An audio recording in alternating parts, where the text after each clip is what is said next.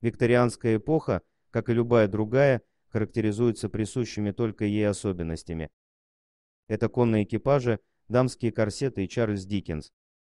Но мало кто знает о том, что именно в эту эпоху появилась странная традиция посмертных фотографий. Это может показаться сегодня шокирующим, но в то время, когда в доме кто-то умирал, первый, к кому обращалась семья несчастного, был фотограф.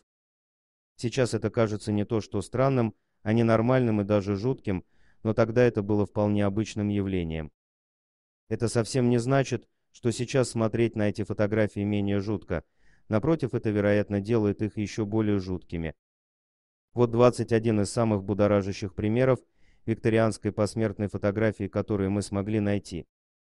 Стремясь произвести эффект обратной жуткости, подобный мементос, английский. Памятные подарки, сувениры, наоборот, делались для поминовения умерших близких. По этой причине многие фотографы пытались сделать своих клиентов более живыми. Фотографы применяют различные уловки, чтобы сделать своих клиентов более похожими на живых. Один из самых распространенных способов, который они использовали, ставить людей рядом с их любимыми вещами и созданиями, как этот человек в кресле со своими собаками. Или эта девочка здесь со своими игрушками. В некоторых случаях фотографы пытались сделать вид, что мертвый человек спит. Мертвая девочка слева на самом деле поддерживалась специальным устройством. Обратили внимание, как фотограф использует руку человека для поддержания его головы. А на это странное положение занавески за мальчиком.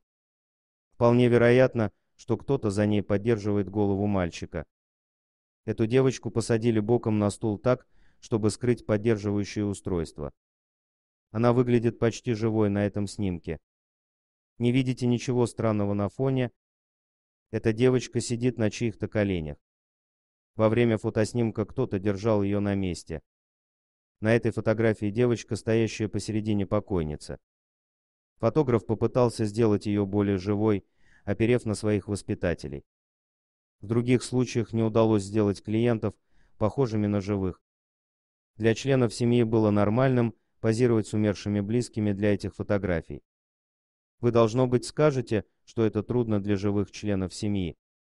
Выражение тяжелого страдания на лице родителей очевидно. Можно только представить, каково это позировать рядом с умершей близкой родственницей. В то время фотосъемка была медленной, и вы не могли двигаться, пока фотография не будет готова. Дорогие друзья, если вам понравилось видео, поставьте лайк, а также подписывайтесь на канал, где найдете еще много интересного.